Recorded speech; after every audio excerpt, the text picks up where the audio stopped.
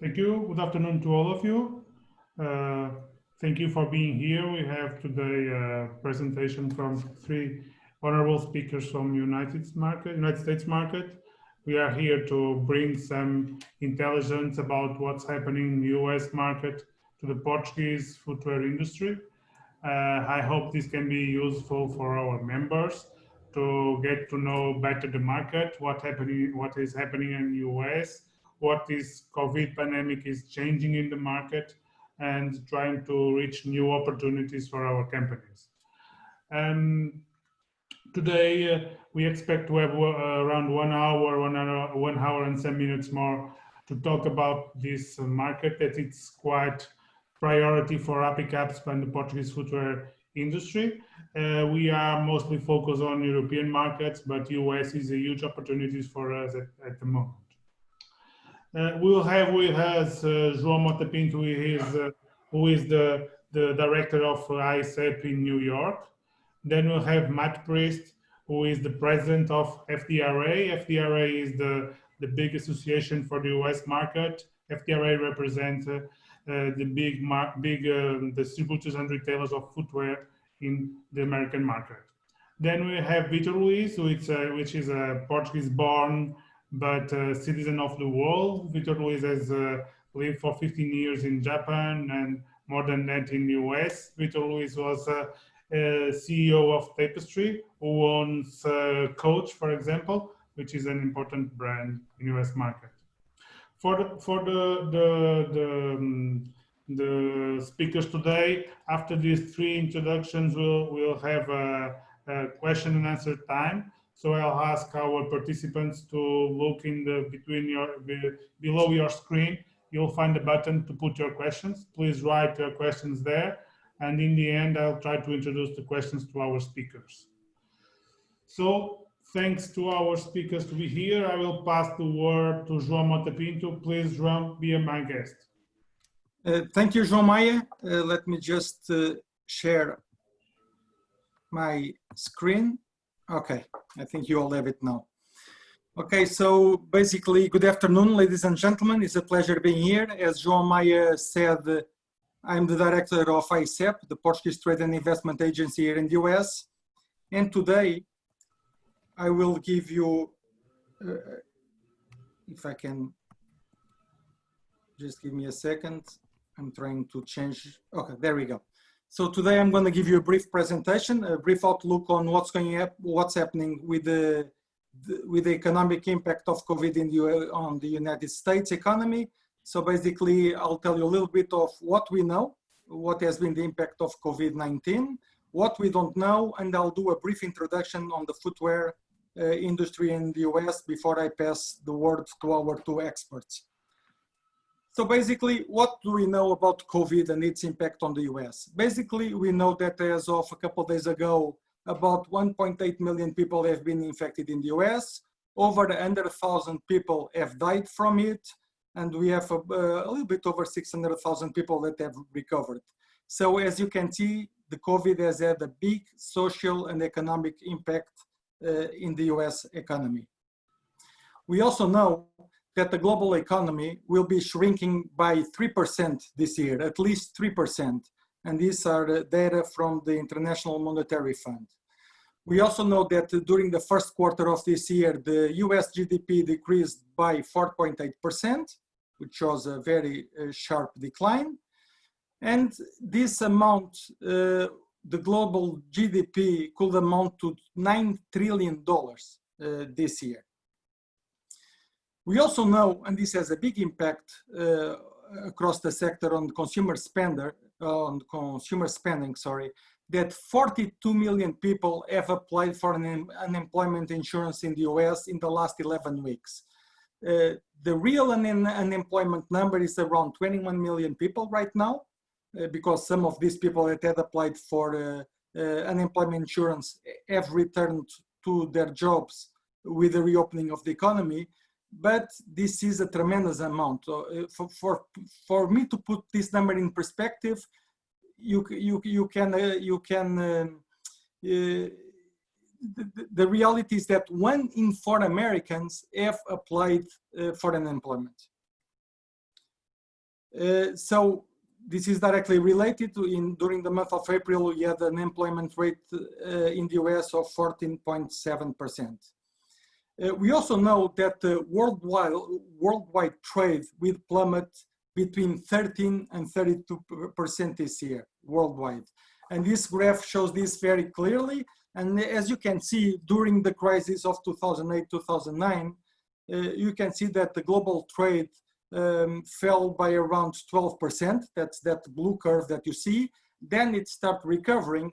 But this time around, the drop will be much sharper, which means that it will take a longer time for the economies to recover.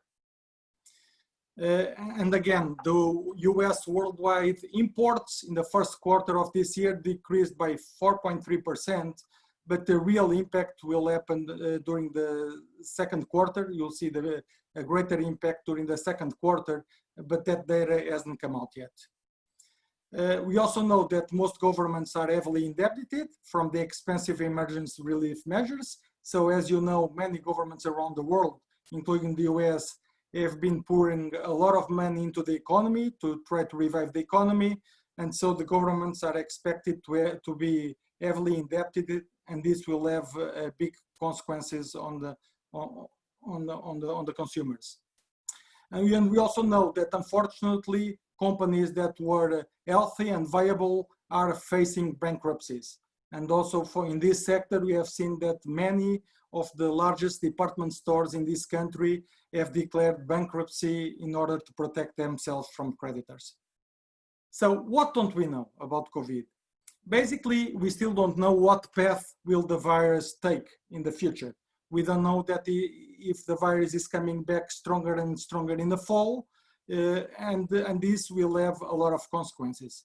And together with this, we also don't know what is the real effectiveness of the policies that the governments are taking to contain the outbreak and to minimize the economic damage. We know that a lot of money is being put into the economies, but is this enough money? Are the companies going to be able to survive with the stimulus packages, or will this have a bigger effect on the economy? And until towards the end of this year or beginning of next year, we won't have a clear picture on this. Also, we don't know that until a vaccine is discovered or an effective treatment, we don't know if if people will continue to self-isolate. And if people continue to self-isolate, we'll see that we'll see a continuous depressed spending. If people stay home, people tend to spend less. And so we don't know, we are not sure what's going to happen. And also, we don't know what's going to happen with the geopolitical environment of increased protectionism. We know that there has been a lot of talk. Many governments are talking about reshoring and nearshoring, bringing production towards bringing production back home. I certainly don't expect this to happen in the footwear industry because of the implications it will happen. But in other industries, and I'm talking about pharmaceutical and the food industry, this might be happening. And again, there will be, together with this, again, it will be a greater protection of the strategic supply chain and less reliance on imports. This might be a trend that might happen. Again, I don't expect this for the footwear industry. And again, many countries are already having policies of decoupling from high-risk trading partners. We have seen, for example, the government of Japan that has announced incentives for the Japanese companies to get out of China, to bring the production back home. And we have listening here in the US to the US government, certainly the Trump administration is trying to do everything they can to give the perception or try to make companies to move their production away from Asia, especially from China. And so we really don't know what's going to happen. Now, very briefly on the footwear industry. Basically, as you know, the United States, the footwear market is the largest in the world. 99% of the footwear purchased in the US is manufactured outside the country. And again, when I told you that this rhetoric of reshoring won't be happening from the footwear to the footwear industry, is that you can imagine how costly would it be to bring production home to the US when 99% of the footwear is manufactured outside, right? And the United States imported $25 billion of footwear, which represented $27.2 billion. Portugal ranked very high as the 12th supplier of footwear to the US market. Is this seen by the US market? But for Portugal, the US is the 7th largest market for the Portuguese industry, and is the main destination for Portuguese footwear outside the European Union. This is what's very relevant. So our companies, they export a lot to European Union markets, but then as soon as we get out of the European markets, the US is the most important market, okay? And so basically last year we exported $86 million, which represented 4.7% of all of the total of footwear exports from Portugal, this to the US. So about distribution channels. So basically, traditionally, until this crisis, we had a lot of distribution channels in the US. So footwear were being sold at department stores, discount stores, factory outlets, mail order, online, already e-commerce, pro shops, specialties, sport shops, etc., etc. But this economic crisis came to change this. And the reality is that many of the traditional distribution channels, such as department stores and discount stores, the tendency will be for many of those to disappear, while the big winner of this crisis will be e-commerce. So we'll see a big increase in e-commerce for this sector. So what are the opportunities? The first opportunity for the Portuguese companies, for the Portuguese footwear industry, is the recognition of the quality of the made in Portugal. So fortunately, the quality of the Portuguese footwear, it's high enough that the consumer recognize it as a high quality good, okay?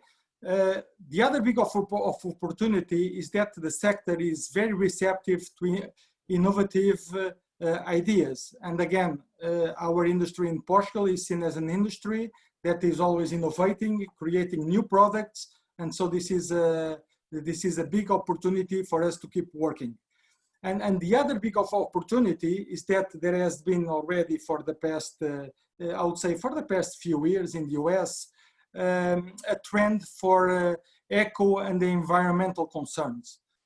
So everything that our footwear, that our industry can incorporate in our footwear, from cork products or other materials that are environmental friendly, are very well seen in this market.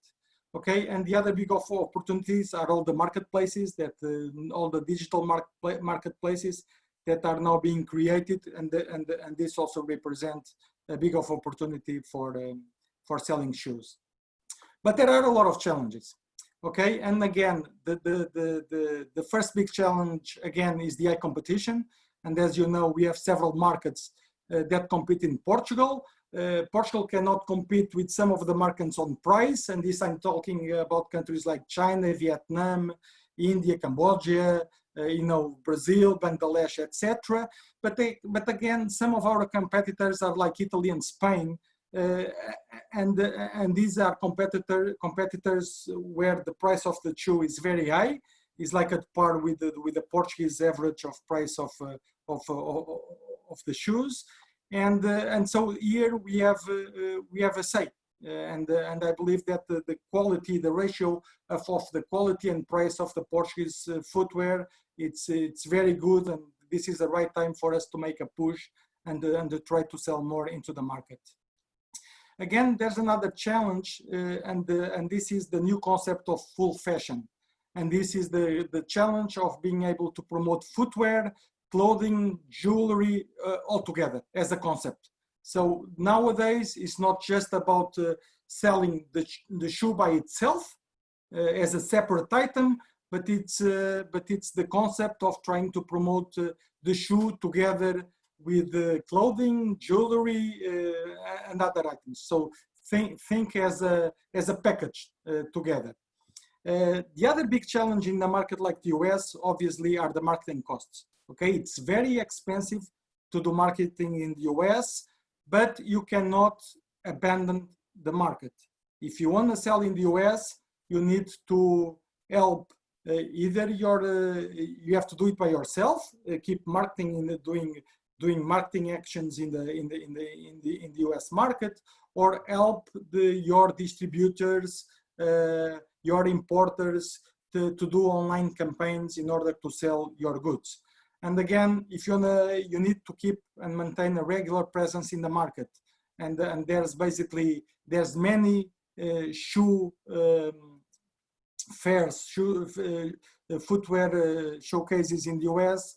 The main ones again is the Magic and Soul Commerce, but there's many more that you should participate. But at least these are the main ones that you should keep considering to participate.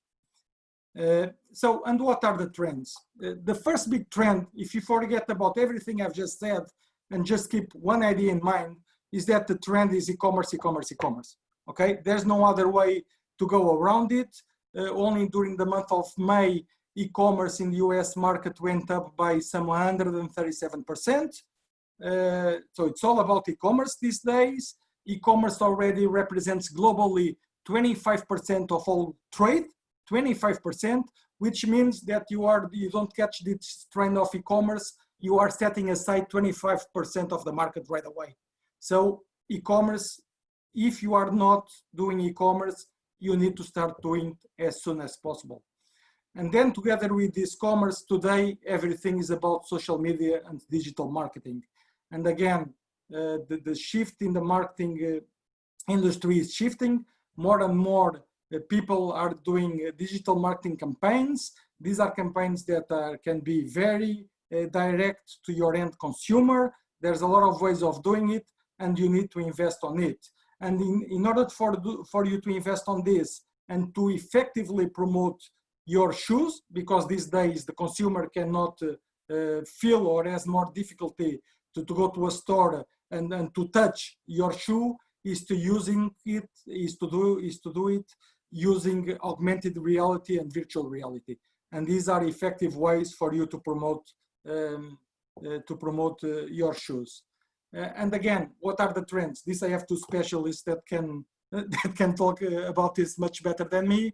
But again, what we're seeing is that in footwear trends, we were looking about thigh-high boots, the boots that go above the knee in various prints and colors, and also platform shoes as the mules. The mules are our Chanel, the open shoes. They are also coming back. So this, I would say that in what we have seen in the market will be the three trends for the kinds of shoes that the consumer wanted in the market. Of course, this might change. New reality, people might stay more time at home. So these trends might change as well to more casual footwear as the mules. And basically, I'll end up my presentation by giving you a quote by Mr. Mackenzie of Nielsen that basically says that if your company is during these times, if you don't innovate, if you don't change your product flow, and if you don't adjust your product, it's a fundamental mistake and your company is not going to survive in the market. I'll end up here, I'll end my presentation here. Again, ICEP is available to answer any questions, to keep working with you. But now I would like to hear from our both experts, and I'll pass the mic to Matt. Matt? The floor is yours. Thank you. Great, thanks. And thanks for that great presentation. I too have some slides I want to review as we kind of talk through some of the things that we're seeing in the footwear marketplace more specifically. And so as we start to kind of look at where we're headed, where the current retail landscape, what it looks like, and some of the trade data and retail sales data that we're looking at, I'm excited to have the opportunity to explore this with you. Real quickly, before we kind of dive in, as an organization, we've been in existence 76 years. When you look at our brand, the group, the brands and companies we represent, it's a who's who of the industry. It's 90% of the American industry. This is just a sampling of the companies. And as you can see, we are in every kind of area, from fashion and to mass to athletic to outdoor, and every company in between. And so when we come together as an organization, we have a broad view of the footwear retail landscape here in the United States. And my hope is that as we go through these slides, that you get a better sense of where things are during this historic time. When we look at some critical data, one of the things that we do is we're constantly looking at data to see what's going on in the marketplace. And some of that is our own internal data. Some of it is data that the US government puts out, and we look at it and we analyze it. So I'm just going to kind of walk through some of what we're seeing. But as you might be aware, I'm sure you're aware, 90% of the United States was under a stay-at-home order by early April. And so we've heard a lot of talk over the last 3 or 4 years with the surge in e-commerce about the retail apocalypse, and the thought that retail is changing dramatically and it's apocalyptic. And we had no clue we were totally overselling that, because we really did enter the retail apocalypse with COVID-19. And so scenes like you see here outside of a mall in suburban US were commonplace, and are still commonplace in some areas, but sales plummeted. We went from weekly sales down 99% in some regions of our country for footwear this year versus same week last year. And so these were unprecedented numbers. When we asked our companies in a call about a month ago, how much of loss in your store's brand sales from the virus are you going to see in 2020? There's still a lot of uncertainty, but 30 to 40% said at least 41% lost sales. Again, historic numbers that are really hard to grasp, and you just never could imagine were on the horizon for industry. Our economy was going very strongly. There was a lot of disposable income. There were clearly pockets of inequality and some other things that we are discussing very publicly right now here in the United States culturally. But at the same time, we had a very low unemployment rate, a lot of people working, a lot of people with disposable income, and that switch was turned off overnight, as it was all around the world. And so as we look at some of the data that we have in front of us, one of the things I want to kind of focus on are some of the silver linings that are out there right now. If we had done this 2 months ago, it would be downright just dark, depressing, and probably not you'd probably walk away not feeling very good. Now that we're 2 months into this, or 3 months into it, we are starting to see some signs of life. And that's what we're going to try to hang on to. And when you look at, there's this kind of unprecedented divergence between income and spending. In fact, the line has kind of gone out of sorts here. But one of the things I want to talk about is that when the federal stimulus was put out for the American consumer not too long ago, and it was distributed, it boosted disposable personal income by 14.4%. That was the largest surge in 45 years. So all of a sudden, a lot of people had money, and they had money that was pushed out to them. And often those benefits were more generous than the money that they were earning in their current positions. While at the same time, personal consumption collapsed by a record in April of nearly 17%. So you had people making more money than they used to, and spending less. And so there's this divergence that we're seeing in how the consumer is spending, and they're saving that money in their coffers. Now, hold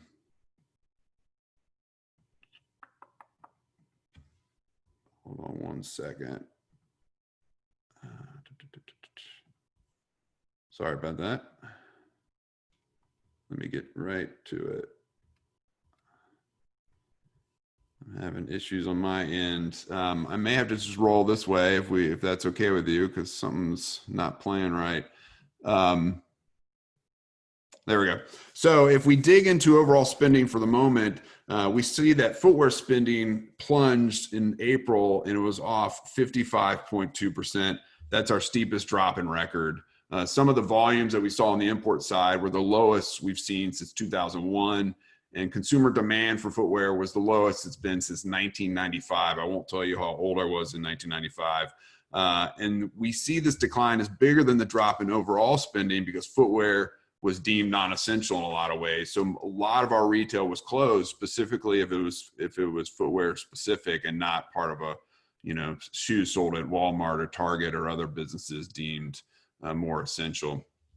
When you look at the 55% plunge in footwear spending, it strongly suggests that shoe store sales will have fared similarly poorly. There's a delay between when overall retail comes out and then a month later we get what happens in footwear retail. We have that number on June 16th, but the writing on the wall is that as overall retail goes, so goes more specific footwear retail. Now, one of the things that we do is that we have a confidential weekly sales survey where our members send us information as it relates to what they're seeing on the sales side. And if you start to kind of see these silver linings that we want to be pointing to, we continue to see that brick and mortar is improving. In fact, if you see from week 8 to week 12, you just see that we were riding around the 100% down mark because everything was closed. And we saw a spike in e-commerce. There was a lot of e-commerce activity. We'll talk about it, not as profitable as fulfillment at brick and mortar. But nevertheless, companies were searching for ways to find opportunity to sell more product online. That number would have to be probably 800 or 900% change in e-commerce to fully supplement the loss in brick and mortar sales. But since that time, we have seen more and more movement towards getting less worse or less bad, if you will, and meaning we are down. I think we're down about 26% this past week, this week versus same week last year. And so we're starting to see these trend lines towards less bad, which is something we have to point to.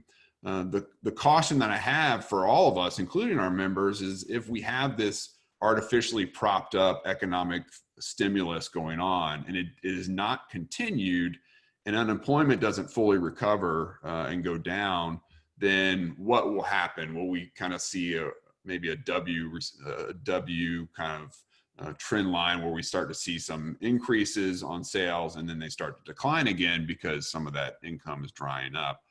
That will remain to be seen. When you look at overall retail foot traffic and you want to relate it to overall footwear sales in brick and mortar stores, you can see that there's a strong correlation between foot traffic being up, sales being up, foot traffic going down, sales being down.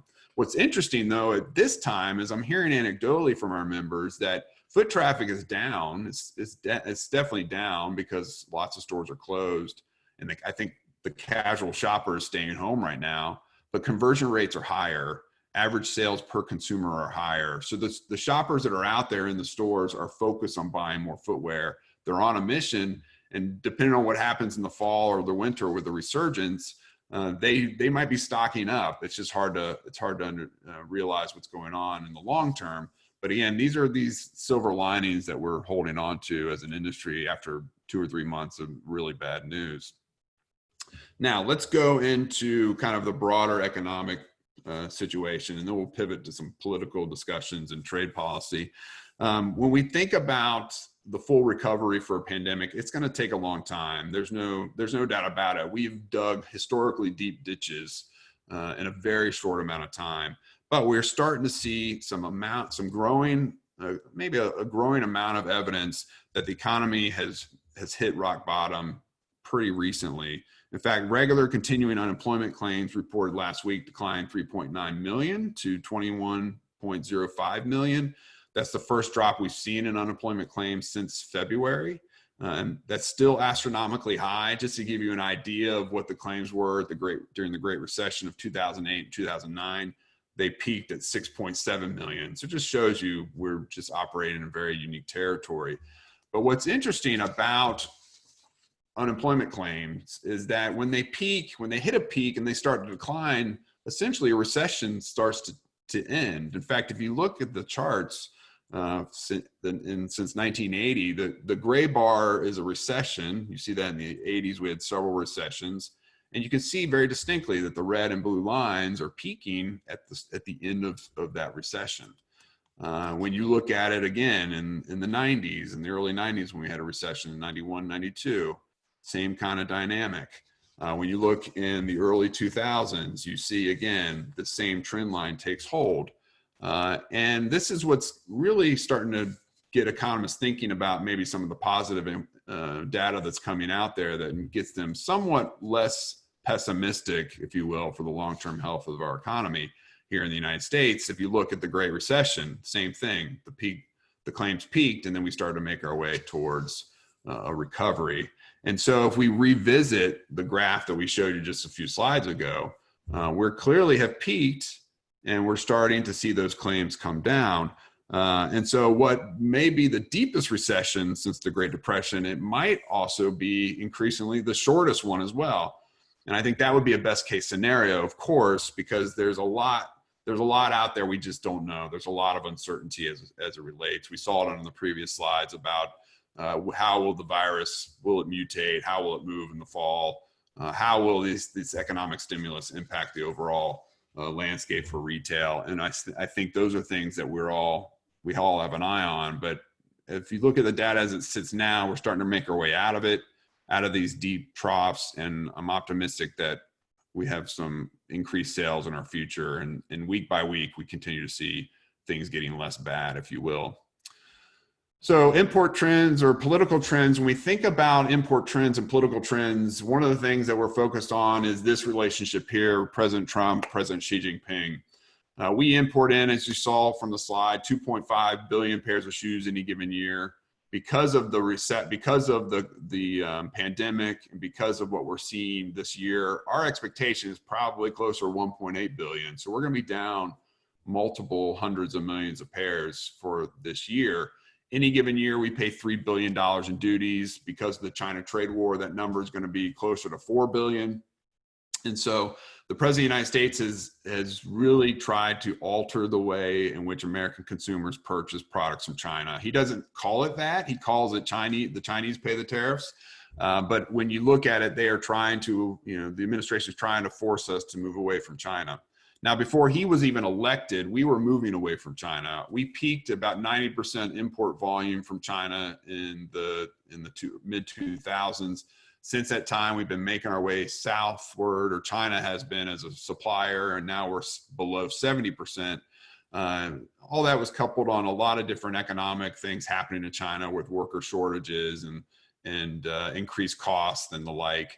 And so once the president was elected and start to go after our relationship with China in a very unprecedented and uncertain way, it added cost to us. It added a lot of uncertainty. And I won't go all the dirty details about list 4A and 4B and all the different lists that are out there.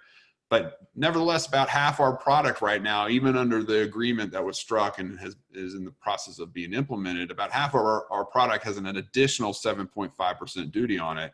So if you're looking at a men's athletic shoe coming from China at a 20% duty rate here in the United States, that's a 27.5% duty rate. And what is really interesting is that politically, we're just in an environment where there's just not a lot of patience with the relationship with China, and there's a lot of distrust. This is just a headline from the Energy and Commerce Committee within our U.S. House of Representatives, talking about how the U.S. must rip and replace vulnerable supply chains with China. Because if you couple the COVID-19 pandemic and the response to that, whatever your views are on, there's a definite portion of our society here in the United States that just doesn't like our strong ties at all with China in any way. And you couple that with the political rhetoric and what we've been hearing for the last 3 years about how the Chinese rip us off and those kinds of political pronouncements, there's just kind of growing unease about the relationship. In fact, if you look at this is a presidential election year, you have Vice President Biden, who's going to be the Democratic nominee, and they are both Vice President Biden and the president are both trying to outdo each other as it relates to who's tougher on China. Vice President Biden called President Xi Jinping in February a thug. They have put out various statements about how President Trump has been soft on China as it relates to the COVID response. And there's this strong desire to try to get working class voters in states like Pennsylvania, Michigan, Wisconsin, Minnesota, and Ohio. And I think that is where they both see the political opportunity. And I can just tell you that in this year, the political rhetoric around China and our relationship with China will continue to be amped up and pretty active. But if you look at our relationship with China, our duties have surged. Just look at the spike in duties that we've seen year-over-year percent change when it comes to our relationship with China. And all this is while our imports have plummeted. And so we're relying less on China. We're paying more for the product. That is not a recipe for ongoing engagement and sourcing from China as a country. And so we continue to advise our members, if you didn't diversify during the China trade war and you're now just thinking about it, I mean, you've got to have a plan in place to start thinking about diversification. I think that's where countries like Portugal and others come in, because our members have been so reliant on China plus one strategy or China 100% strategy. And now there's going to be more work to be done. There's more diversification and sourcing intelligence and assessments and due diligence that needs to be done. And I think many of our companies are thinking through that in a critical way. When we ask them specifically, how long before you expect your sourcing volumes to return to normal? 55% said it's going to be 6 months or longer. So we're just really in this environment where sourcing is paused for a number of months. We've got the political uncertainty. We've got inventory glut right now. We're moving in probably into an era or a part of the year where we don't have enough inventory if demand starts to continue to grow up. So it's just, everything just is off kilter right now. And it's not difficult to see why. We're all dealing with it both personally and professionally. Real briefly, let's talk about reopening trends here in the US. Now, if you look at kind of restrictions across the border, restrictions are slowly coming off. This was as of April 27th. Some of the states that had some restrictions or comprehensive restrictions. The light blue is some restrictions. And as you can see, as the weeks have gone by, May 1st, that orangey yellow color starts to play a more prominent role. This is May 12th. I'm in Virginia. We're just now starting to kind of roll things out and let people out of their homes and that kind of thing. This is May 21st. And so you can just see, whether it makes sense or not, we are reopening because people are just pent up. You might have seen reports of big parties breaking out in places where the virus is surging. We clearly have the political unrest right now that's bringing people together in very big protests and other activities around people who are disenfranchised in our country, and that's for a whole different discussion. But there's continued kind of movement of people coming together in big gatherings that we have not seen in the last 2 or 3 months. And so the question remains, what will happen with the virus? If you just look at the new COVID-19 cases just in the past week, you see places like Texas, Arizona, and Oregon are seeing surges. They're seeing their biggest surges ever since this started. And other countries, or other states, I should say, are seeing some increasing, particularly in areas that were opening first. So the question comes down to, did they open too early? What will be the impact? Will they have to reshutter? And I just tell you, the American mentality around this is just not, people are just tired of it. They're over it. And I think whether people say we should shut down or not, there's not going to be that much shutdown. And I would argue, even if there's another surge, there's probably not going to be a lot of people who want to comply with that. So what's next? We think, again, this is as we wrap up slow reopening that's starting now. Will we have rolling stay-at-home orders? It remains to be seen. It'll be hard to implement those, in my estimation, particularly in certain parts of the country. As you've seen in the press, you can expect bankruptcies. We're going to have consolidations. There's going to be mergers and acquisitions. The U.S. footwear industry as a whole is going to look different when all this is said and done. When the dust settles, there'll be players that you thought would be okay that are not. There'll be people you thought should have been long gone many years ago. They'll still be around. And there'll be a lot of, I think there'll be different personalities and leadership in a lot of these companies within our membership ranks. And so things are going to look quite different. We talked about inventory levels. It is this pendulum that swings back and forth between a glut of inventory where you have nowhere to put it. The off channel is maxed out. It's sitting in your distribution center. And then you couple that with maybe less inventory for the need when the fall turns around. So there's a lot of trying to figure out what people do with inventory. Direct to consumer, e-commerce, as stated before, is really important. Direct to consumer, I think, is even far more important. If you have your own channel, you're controlling the margin there. Your direct ship, you're sending directly to consumers you engage with rather than a third party. That is bigger than ever, and I think that's something that the Nike several years ago started to kind of whittle it down their channels because they wanted more. They wanted to control their own destiny. And I think a lot of companies are trying to figure out how to do that and create more opportunities to hold on to margin. And then it's a presidential year. It's a political year. Things are really, really out of whack right now politically in the United States. And there's a lot of discontent all around all areas of our society. And so our expectation is that's going to continue. We continue to guide our members on the uncertainty. And then lastly, what would the new retail protocols take? What will it be like to go and shop? What's the retail experience going to look like as things reopen? We're starting to see that with sneeze guards and Purell stations and one-way aisles and cleaning inventory. So it's just going to be an added cost that our members are taking on, and it'll be interesting to see how long the American footwear consumer puts up with it and demands it in order for them to come in and cross the threshold of your retail door. Speaking of switching protocols, for us, we're having to do all of our in-person events digitally. So our next one's July 27th. We're going to have a digital sourcing series that week. It's open up globally. It's very reasonably priced. So if you have interest, shoot me an email. If you have any other questions, you want a copy of this deck, shoot me an email. I'll be happy to get it to you. In the meantime, I want to thank our friends at Apicops, and I still long for that time. I look back at my time in Porto with great affinity, and so I hope to get back there soon. But in the meantime, please reach out to me directly, and I'll be happy to help you any way I can. Thank you, Matt. We also welcome you here. Thank you also for the time that you spend with us in US. It was a pleasure to be with you also in Washington and New York.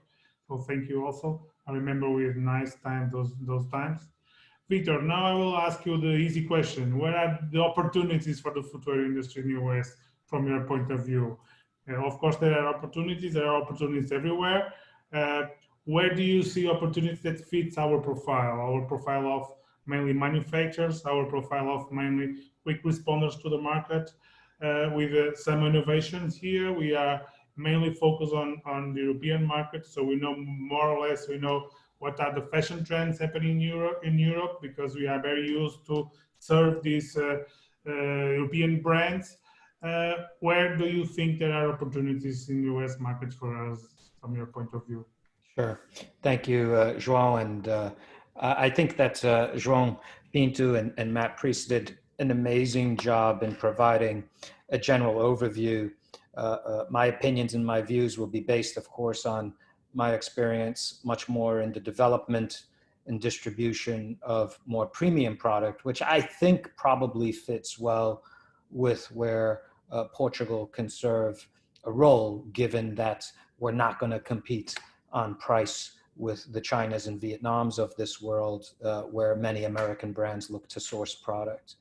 I would think that we need to divide a little bit the short term and the long term, right? I mean, the short term, I think Matt and João did a great job just talking about how it's very hard to predict whether we end up having another COVID event or other political instability issues which impact both the development, supply chain, the distribution of product. I think all of that in the short term is very difficult to predict, especially in an election year. Long term, I think that the trends for anyone from Portugal are clear, though. And that is first and foremost that the American market is vital. We represent, I think, still an economy that is over 70% of our GDP is consumer driven. So for anyone that is a manufacturer or a brand looking for an attractive market to sell, the US is here. What are the changes that we're seeing though, driven especially by the short-term impacts that we see? First, we talked quite a bit already about distribution changes, whether it's digital, but especially for premium brands, the brick and mortar distribution is being very negatively impacted. The department store world and the premium shopping mall world, the full price shopping mall world, outlet shopping mall world is undergoing a very strong dislocation. And I think we need to be aware that the opportunities for brick and mortar distribution in the US will shrink for any global player and for American players. I think that for anyone in Portugal that is looking to develop a brand though, the American market remains absolutely vital globally. If there's one thing the US still commands globally, it is our role as the largest single exporter, I would say, most important cultural influence globally in what is happening in pop culture. So whether you're Louis Vuitton or Gucci or any Italian, European luxury brand, many Asian brands are using American pop culture to position themselves globally. And I think that a lot of what we're undergoing today, especially the importance of urban culture in its role globally, and we can give many examples, whether it's Gucci using a baseball hat with the New York Yankees logo on it and it becomes a #1 seller in China. It's not because people in China like baseball. It's because Jay-Z and because American pop culture is exported globally. And that still is the case. Our music, our film, everything that happens from an art perspective, street art, modern art, and street culture is going to be still driven out of this country. And I think any Portuguese brand looking to influence global markets has to do that, I think, through US influencers, through US social media platforms, through, I think, US cultural association and affiliation in order to do that globally. So I encourage all of you to aggressively look for, especially if you're looking to build a brand, the US market as a partner to do that for you. I think that if you're a small to medium-sized supplier and you're looking to enter the US market as a supplier, the key, of course, is going to be to tie up with American brands. And I know that on one of the chats there, someone asked specifically that question: how do we contact American brands? It's going to have to come down to differentiation, right? If an American brand believes, and I think that in the US market, there is a little less belief in country of origin, okay? There is, I think in general, than there is in value for money, okay? And value for money, of course, can include country of origin, can include perceptions of quality, retail price, and the like. But we do tend to be a more promotional market than most markets globally. That's evident in how much outlet sales we have. That's evident in how much the off-price channel, the TJ Maxx's and Ross's and Burlingtons of this world, and the percentage that they play in the American market. All of us, though, like branded product. So an affiliation with branded product and then allowing us to compete from a price perspective is going to be vital. I think the way for Portuguese suppliers to win is going to come down to two very important areas, and you touched on them. First and foremost is innovation. Most American fashion brands that rely not on footwear as a main business, but most American fashion brands that have footwear as an important part of their business do not have a strong footwear expertise internally. I can tell you that in my past life, developing our footwear business was a huge challenge, which is why we made the acquisition of Stuart Weitzman, and that didn't help us even a lot. In the end, what we ended up finding as a key unlock, and I would encourage you guys to think about this, but was we ended up going to Italy for development help, and then ended up sourcing a little bit in Europe, and then taking some of that development to China later to meet, or actually not China, but to Vietnam to meet some of our cost of goods limitations. But I would encourage Portugal to really focus on innovation. Innovation and bringing to these brands newness in materials, newness in design, newness in technologies and in development opportunities that help the brands themselves differentiate in the market, leveraging a Portuguese supply chain and the brand power, with Portugal providing, I think, the innovation that allows these brands to win in the market. And then two is speed. I do think that increasingly now, and especially as we get to the second half of the year and into next year, this whole inventory situation that we're in, it's always been a problem in sized businesses to begin with. Everyone wants to shrink their time to market, shrink the amount of inventory, shrink supply chain. And so anything that Portuguese suppliers can do, even for those brands that have main supply coming out of Asia, why not have Portugal serve as a faucet, if you will, a turn on, turn off situation where brands can get quick reaction as long as you can get some integration, better integration with these brands in order to help serve them in that way. Those would be the two key points of advice I would have for suppliers is innovation, innovation, innovation, and then speed. And then how do you got to access these brands, right? Which was the question. So how do we access American brands?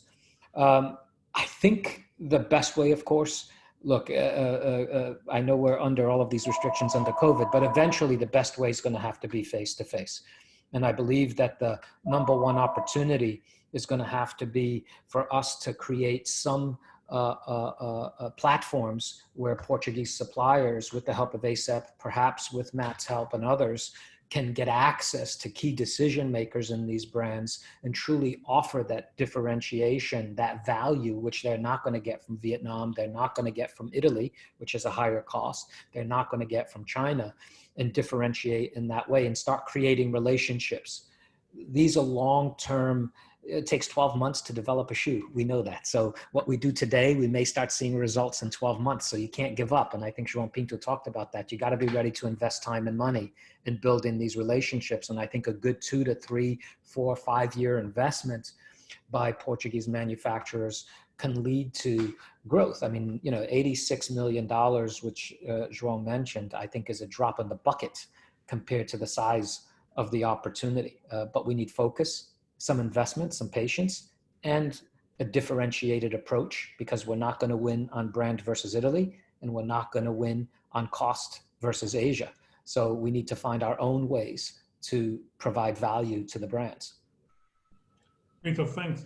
I will challenge Matt to also help in that question is how do you see US brands to source for new suppliers? So where they are searching for new suppliers, they are searching online. They usually go to international fairs.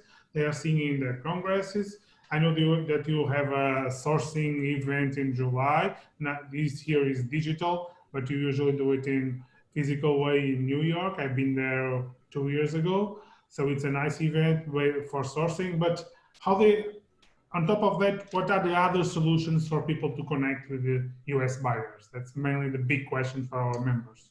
Yeah, it's a good question. And I think that the digital environment we're finding ourselves in is actually a good opportunity for folks to get attention, because right now, or prior to the moment we're in right now, our sourcing folks were on planes. They were spending a ton of time in Asia. They were going back and forth. And they didn't have a lot of time to kind of pick their heads up from figuring out where they're sourcing and dealing with quality issues and all the like, to figure out what is out there in the landscape. And oftentimes, most of our members go into new markets in conjunction with their Taiwanese partner, right? So they're deciding, okay, we'll go into, you invest in infrastructure in Bangladesh or Cambodia or wherever, and we'll provide you the orders. And so there's this kind of comfort level that our folks have with their suppliers to move around no matter where it is. But now we find ourselves, all those folks are not on planes. They're sitting in front of the computers like the rest of us. And the ability of APICOPs and other like-minded trade associations around the world to provide opportunities for connectivity is actually, I think there is an opportunity right now, while we've slowed down and while these sourcing folks have slowed down, and to engage and to see that when all is said and done, the disruption that is the US-China, US Southeast Asia kind of line of the movement of goods into our marketplace, it's going to be still really important, clearly is. But there are so many other variables now that I think our members are going to be looking at and weighing against what the opportunity is and what the challenges are and what the political uncertainty is with the relationships that are strong now. and to start to go out there and maybe do a short run at a factory in Portugal, or maybe do a short run at a factory in Ethiopia, in these places, in these countries that don't have huge U.S. market share, but have proven ability to make great quality footwear. And so my encouragement to Apicops is to do events like this, but also start to, and you do a really good job of this, but creatively think about how you get in touch and in front of the decision makers, as Victor talked about, to get their attention, because I think they have the bandwidth to provide some attention at this point, but that won't last forever. I think it's a unique moment in time. Yeah, that's a great point, João. João Maia, do you have a list of the heads of supply chain for the major U.S. brands in the premium space upon which you could reach out to organize such a video type of it? No, we don't have it. It's very hard for us to find the names of people in head of sourcing in big brands, and it's quite a challenging for us and also for our members to reach that information. So we can try to find a way to build it and share it with our members, or find a way to work around on that level. Of course, we also have the question about privacy regulation here in Europe that applies also to the information of outside people, but we can find a way to work on that. But we are I still think, not well. I think, João, a joint with Fanny or with someone else as a co-sponsor of this who does have those lists and where the personal relationships exist with the US co-sponsor, you'll get a half an hour to an hour from these people. And then the key I would recommend, and Matt's advice, look, I talked about going and meeting these people, but Matt's advice is brilliant because he's right. These people are now sitting at home in their office, and finding a half an hour to an hour is probably much easier. And if you're able to really help them solve, all of them have problems today that they need solutions solving in their supply chains. If you can do something very concrete and have these Portuguese suppliers and Portuguese companies present themselves, truly provide opportunity for them to help solve problems, this is a good way to start that work. Yeah, we may work on that. I think it's a nice idea. We are working on a platform for launching in some months. About it's mainly about presenting our collections and our products to internationally. So it's maybe a way to connect people. We can try to work with you and a way to connect our companies with US sourcing people working for brands. I have a question about the apparel sector. I know none of you is close with the apparel sector, but do you think that apparel brands that are mainly focused on apparel are creating an opportunity for our companies, or we must try to work directly with shoe brands? So I think that Victor may be the most positioned for this question is, how do we connect with apparel? Is there a big opportunity for us there, or we may continue to focus on footwear? Yeah, I actually think that there is a big opportunity, and it may be the easier opportunity in the short term, because especially premium apparel brands in the US, designer brands, smaller brands, and even some medium-sized players that don't have the know-how in shoes, lack development people. They also will look for product that is more branded, could be a great target for a smaller supply chain as it is existing in Portugal, because it's very difficult for some of these players to go to Asia, find the factories in Asia, because of the runs that they do, may not be interested in them to begin with. They will have a harder time finding, I think, development partners and even getting samples and all of the costs involved. So I believe that setting up, again, one of these seminars even focused on that, and those lists exist.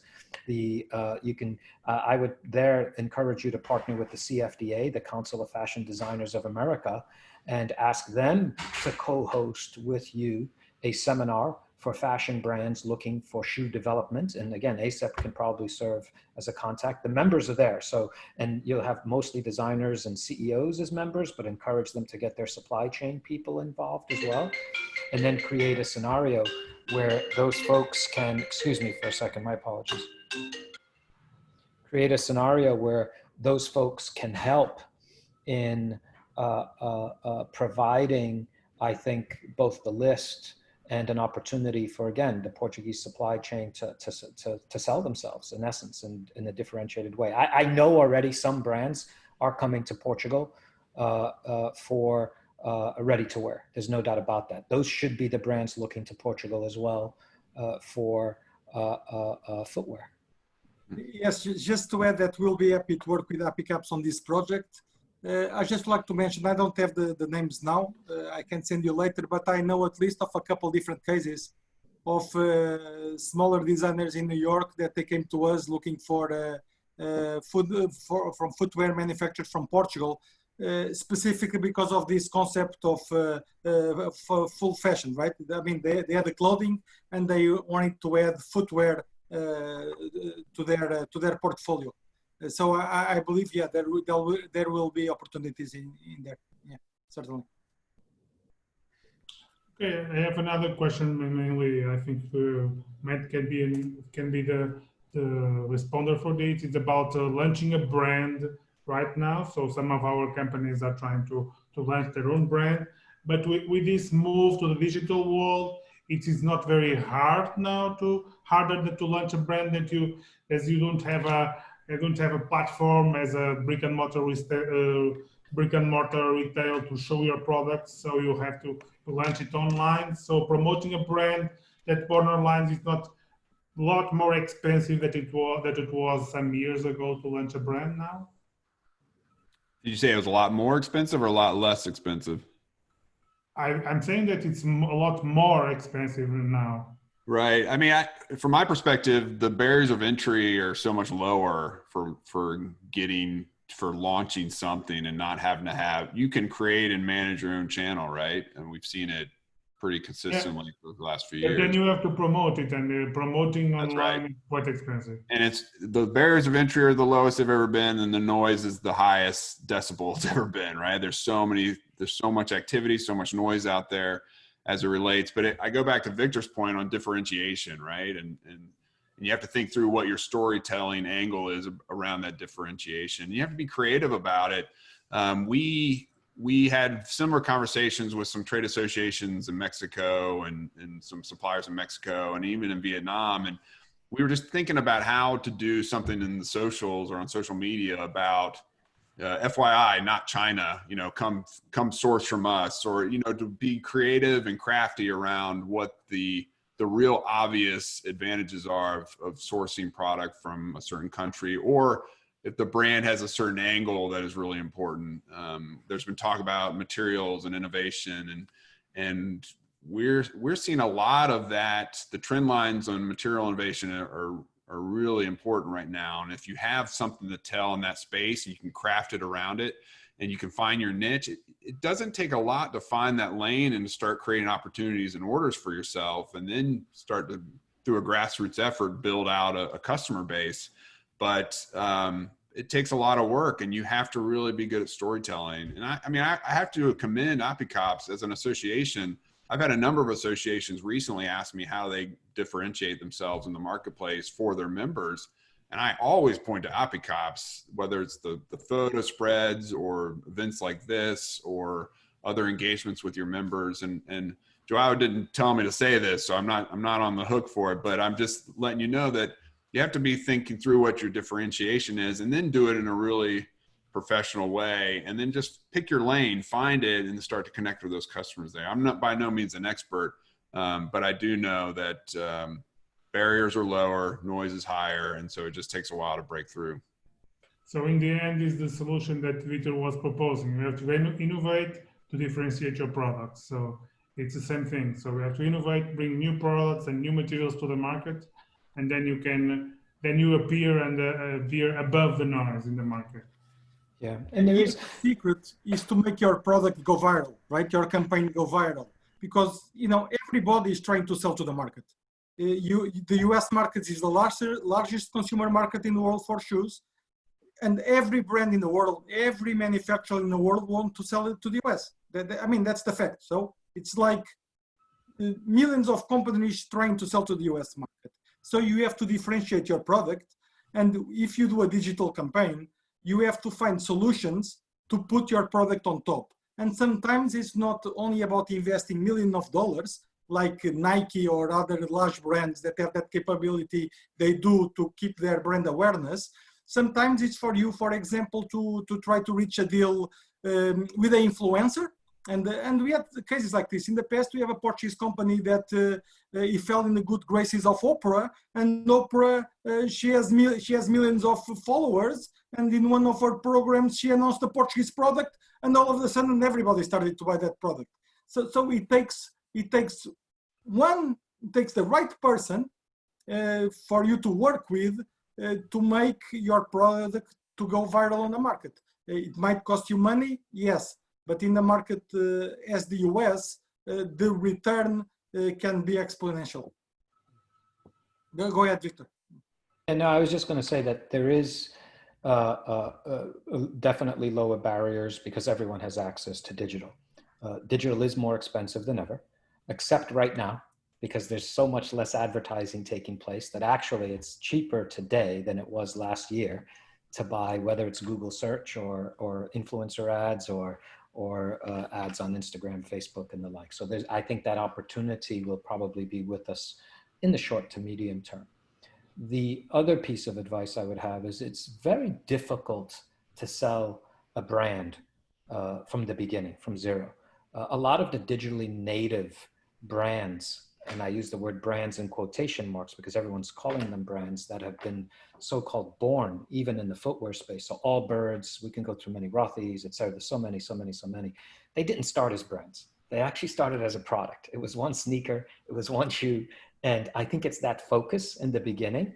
And then they slowly maybe will develop into a brand. It's very difficult. And let me also say many of them didn't make money for a long time. They're using a lot of private equity money. They're spending tremendous amounts of dollars in creating what I would say would be sales and generating sales through performance advertising and performance marketing. But they've created massive value in a very short period of time by engaging with millions of consumers to get their product out. And now they slowly go into other brands. It's a medium to long-term approach. And so I think for anyone interested in building a brand, focus, I would say, it would be the piece of advice I would have. Start with one product, start with one idea, and beat, I think, that idea as hard as you can with a lot of persistence, a lot of focus. And then slowly you will have the hope of building into a brand. Overnight, brands that try to be everything to everybody, by definition, are nothing. So I think you have to decide what you want to be, focus on that, one product, and it's amazing what one product can be. You know, UGG can build $1 billion business on one shoe, one boot. Allbirds can build a $200-300 million business, more than 3 times all of the exports of Portugal to America, okay, with one sneaker. So I think the idea of focus, there's a tremendous amount of merit to, and would be something that I would think about greatly before coming into the US market to try and build a brand. Is what do you want to be, and what is the item that you want to be known for? What is the icon that you want to develop first and foremost? Thank you to all of you. I will just challenging any of you if you have another idea to share with our members that are here. João, do you have any idea, a final idea and remark for our companies? Well, for our companies, what I would say is that you have to keep working the market, right? You need to be persistent. You need to invest. No one does business in the US if they don't invest, if they are not present. Sometimes our companies, they have this perception that, okay, I just have to manufacture, I'll send my shoes elsewhere and they deal with the market. No, you have really to work the market, investment in the market in order to be successful. I know the US market costs a lot of money, but the US market works like a snowball. When you start having success, then your headache is that you probably don't have the production capability to respond to the market. So it's only a question, and I know that you need to have a balance between your financial capability, what you can invest in the market, and what you'll get from it. that's basically it. Matt, do you have any final remark for our brand? Yeah, first and foremost, just thank you for the opportunity and to have the opportunity to listen to Victor Luis talk about his perspectives. I could do that all day. And so I appreciate this opportunity to spend this time with you all. For me, it's just understanding the realities of the marketplace, and the footwear industry in the US is, in spite of the size of the market, a nearly $90 billion marketplace, is actually relatively small. The players are finite. The company, there are not a lot of us. It's a relational industry. So if and when the opportunity opens up to get over here and to spend some time shopping the markets in the different cities in our country, or going to the trade shows or engaging in those activities, you need to do that because it is a relational industry. It's amazing what one connection with one sourcing person will open up. Will open up a whole array of opportunities with someone else. So you can't just kind of lob your product from afar and think that we're going to latch onto it and want to buy it. And we coach that no matter where you're from globally, you need to spend time here and to make and it's a short flight from Porto to LaGuardia, to Newark, and it's not a bad flight, and we would love for you to come. But in the meantime, just stay strong and just empower yourself with information and engagement, and think innovatively. I think that's the message I would have you take away. Victor Luis, I will challenge you for a final remark. I will also have a question for you. It's from one of our members. It's mainly clearly you said that innovation is very critical, but if we are putting our knowledge and our innovative, shouldn't we take the value to our own brands and keep it for our own brands? When it is the best criteria for us to work for other brands, or you should work for your own brand? Yes, that's the old question of what should I be? Should I be a brand or should I be just a manufacturer? I think you got to decide what you want to be. And I think you have to really focus first and foremost on that, what's true to yourself, and then try and make it happen. If you want to be a brand, then be a brand. There's no need to share your technology.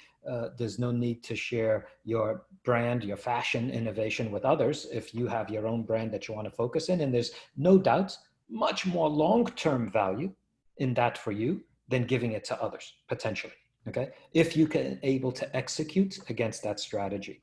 However, my father always said, very Portuguese, why have a casinha when you can have a casa? The old Portuguese mentality, inha. We don't need to always think small. We can also think big. And sometimes it's better to have 50% of 100 than it is to have 100% of 10, And so there's many different strategies to approach what you believe your objective from a business should be. So my advice is, if you see yourself as a supplier and you want to create long-term good relationships with big brands where you're going to become a supplier of choice and your supply chain through that relationship can grow and you're a factory and a manufacturer, I think you definitely want to enter the US market and work with great brands. Because there are great brands here. And of course, many even better global brands out of Europe. I can share that with you. Very, very successful, wonderful brands out of Europe, especially that are having great success in the Asian markets. Saying all of that, my advice is to just be focused and persistent. You have to decide what you want to be and then be very persistent. We Portuguese are nothing but resilient. I know that for sure. And so it's really a matter of, in these times, focusing on the opportunity, differentiating ourselves, deciding what market we want to play in as a brand or as a manufacturer. And then more important than anything else, truly being different in that space, providing value that others can't, because all things being equal, again, I don't believe we're going to be the lowest price. I also don't believe that today the country of origin piece is going to be the only thing that differentiates us. So we need to bring value to these other suppliers or to the consumer as a brand that is different than others. Thank you for the three of you. Thank you for all the participants that were here hearing us.